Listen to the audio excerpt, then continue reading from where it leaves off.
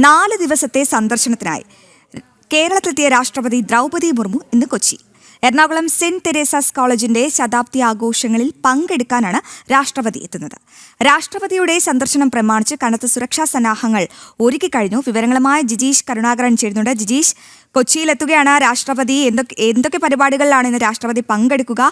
സുരക്ഷാ സന്നാഹങ്ങളൊക്കെ കൃത്യമല്ലേ? അശ്വതി, ഇന്ന് കൊച്ചിയിൽ രാഷ്ട്രപതിക്ക് ഒരു പരിപാടി മാത്രമാണുള്ളത്. രാഷ്ട്രപതി ദ്രൗപദി മുർമുവിന്റെ ഏക പരിപാടി എറണാകുളം സെന്റ് തെരേസ് കോളേജിന്റെ ശതാബ്ദി ആഘോഷങ്ങളിലെ മുഖ്യാതിഥിയായി രാഷ്ട്രപതി പങ്കെടുക്കുന്നു എന്നതാണ്.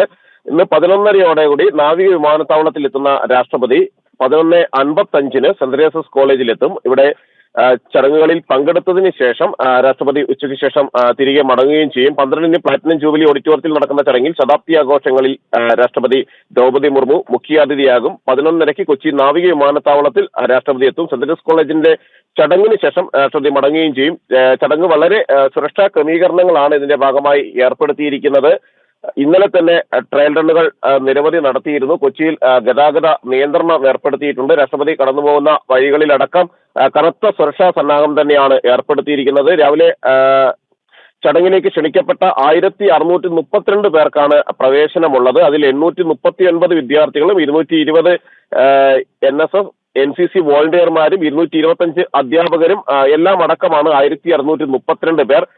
രാഷ്ട്രപതിയെ കൊച്ചിയിലെത്തുന്ന രാഷ്ട്രപതി സെന്റ് തെരേസ് കോളേജിന്റെ ചടങ്ങിലെത്തുന്ന രാഷ്ട്രപതിക്ക് വലിയ സ്നേഹോപഹാരങ്ങളാണ് അവിടെ ഒരുക്കിയിരിക്കുന്നത്, കോളേജ് ഒരുക്കിയിരിക്കുന്നത്.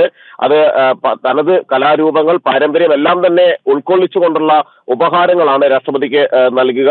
പട്ടചിത്ര, അത് ഒഡീഷയുടെ പാരമ്പര്യ കലാരൂപമായ പട്ടചിത്ര, ഗുജറാത്തിലെ സുരേന്ദ്രനഗറിൽ നിന്നുള്ള ലോകപ്രശസ്തമായ പട്ടോള വസ്ത്രം, ബാഗ് ബക്കർ എന്ന പുരാതന ഇന്ത്യൻ കായിക വിനോദം എന്നിവയെല്ലാം തന്നെ തയ്യാറാക്കിയിട്ടുണ്ട്. സെന്റ് തെരേസ് കോളേജിനെ സംബന്ധിച്ചിടത്തോളം 100 വർഷത്തെ ഒരു വിദ്യാഭ്യാസ രംഗത്ത് വലിയ മാറ്റങ്ങൾ ഉണ്ടാക്കിയ ഒരു ചരിത്രം തന്നെയാണ് സെന്റ് തെരേസസ് കോളേജിന് ഉള്ളത്. അത് 100 വർഷം പൂർത്തിയാക്കുമ്പോൾ നേട്ടങ്ങളുടെ വലിയ പട്ടിക സെന്റ് തെരേസ് കോളേജിനെ സംബന്ധിച്ചിടത്തോളം അവകാശപ്പെടാനുമുണ്ട്.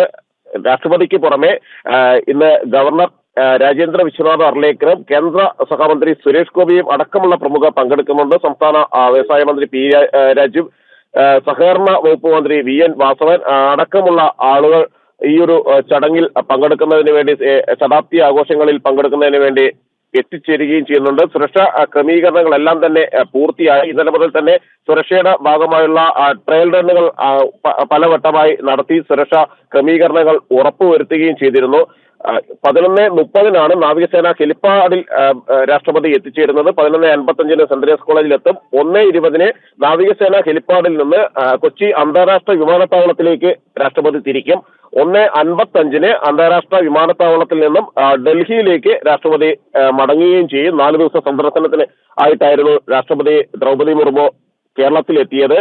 ശബരിമല സന്ദർശനം അടക്കമുള്ള പ്രധാനപ്പെട്ട സന്ദർശനം തന്നെയായിരുന്നു രാഷ്ട്രപതിയുടേത്. നിരവധി പരിപാടികളിൽ ഇതിനകം രാഷ്ട്രപതി പങ്കെടുത്തു കഴിഞ്ഞു. ഏറ്റവും ഒടുവിലാണ് എറണാകുളം സെന്റ് തെരേസസ് കോളേജിലെ ശതാബ്ദി ആഘോഷ ചടങ്ങുകളിൽ കൂടി പങ്കെടുത്ത ശേഷം ഇന്ന് ഉച്ചയ്ക്ക് ശേഷം രാഷ്ട്രപതി തിരികെ ഡൽഹിക്ക് മടങ്ങുന്നത്.